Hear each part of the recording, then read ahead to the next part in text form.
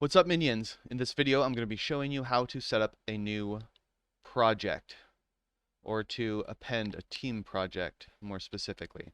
So the first thing I'm going to do is I'm actually going to copy the footage into our football 2023 folder. I'm going to make a new folder. I'm going to call it week 6 space dash space RHS versus Yuba City.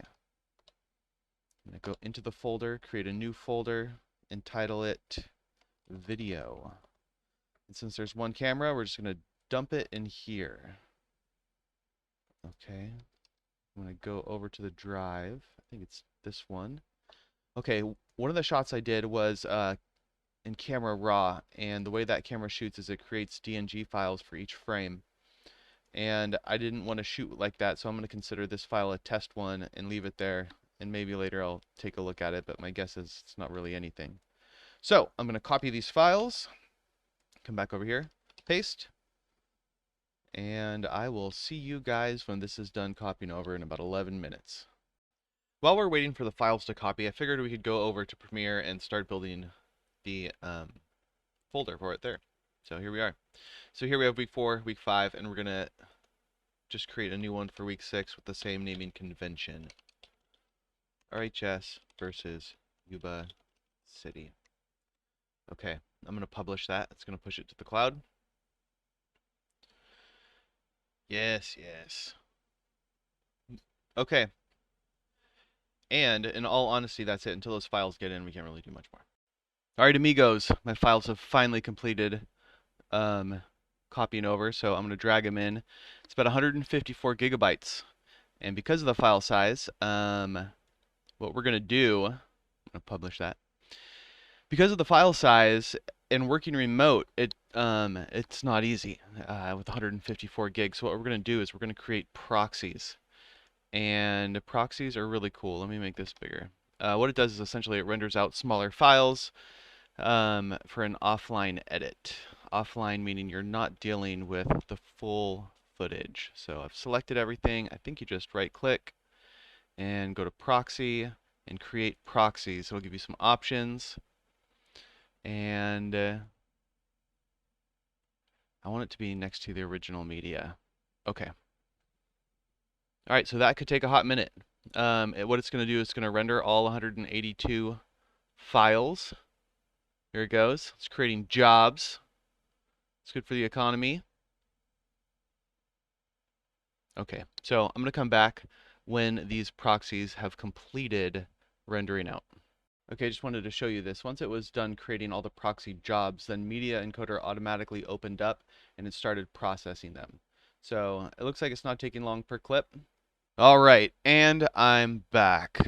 About 24 hours later, maybe a little bit less. We can see here that Adobe Media Encoder is finished rendering all of our proxies. If we go back to Adobe, we can see here that there needs to have a publish happen. I'll go ahead and do that now.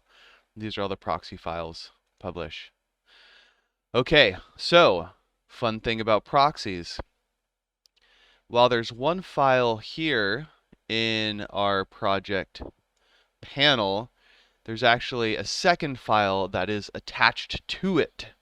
So let's see if we can figure out what that looks like. Now, before I get too far, have I made a sequence yet? No, I have not.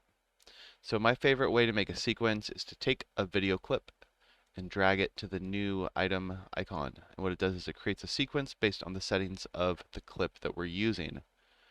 And you can see here it created the sequence.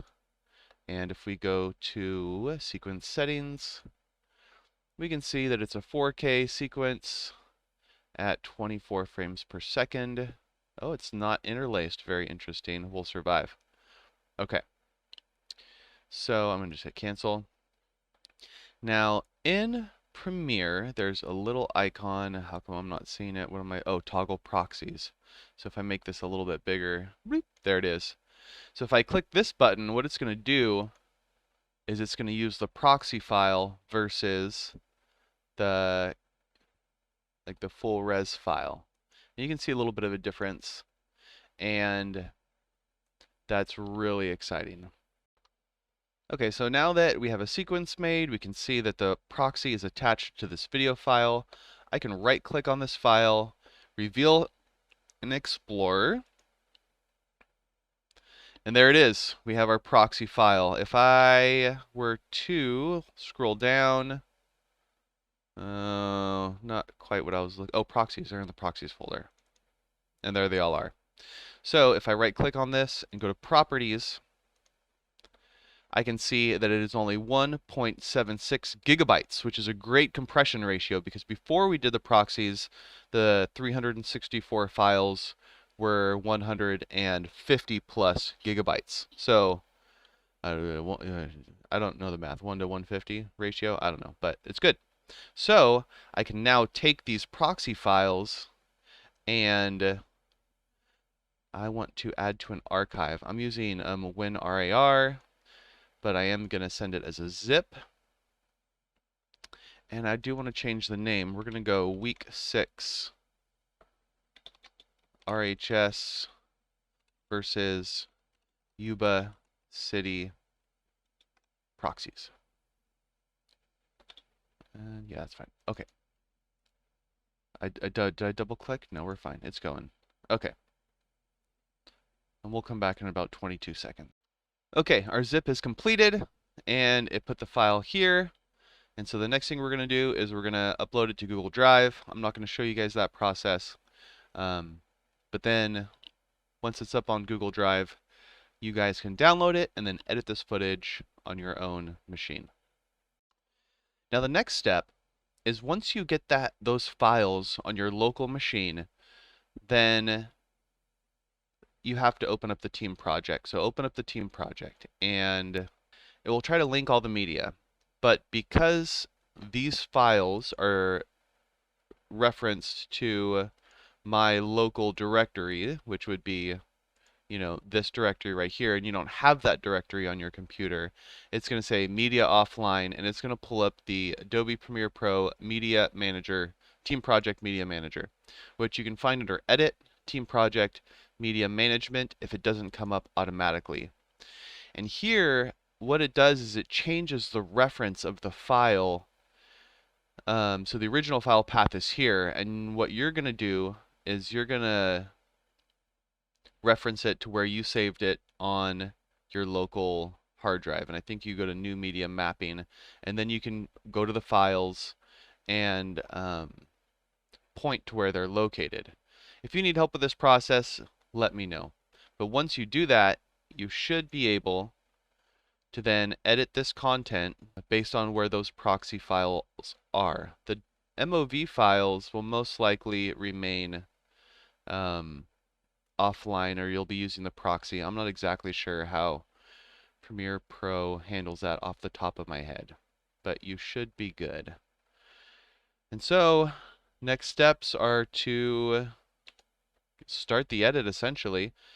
I'm going to highlight the top clip, scroll down to the bottom, hold shift, click, go back up to the top, grab the top file and drag them in. Now I go through that process of selecting the top, scrolling down, selecting the bottom, and then going back to the top and grabbing the first file and dragging it in. I've found that if you don't do it in that order, then it doesn't keep the sequencing of 1, 2, 3, 4, 5, etc., etc. When you drag it into the sequence, and you want them to be sequential. And if you take a look here, we have this fun little icon right there, that square. That square represents a proxy file. Yeah, so it's showing that there's a proxy file there, an MP4. And even though I don't have this toggled, toggle proxies, there it goes. So now that it's blue, you know that you're using a proxy. If my MOVs, which are the original files, were offline, and I were to toggle over, it would show as media offline, I'm pretty sure. But that's where things get into the experimental phase. I can't talk us through that without seeing it and having the local files and the media management, all that sort of thing. But this is the process for setting up a project with proxies. If you guys have any questions, let me know and we can discuss further.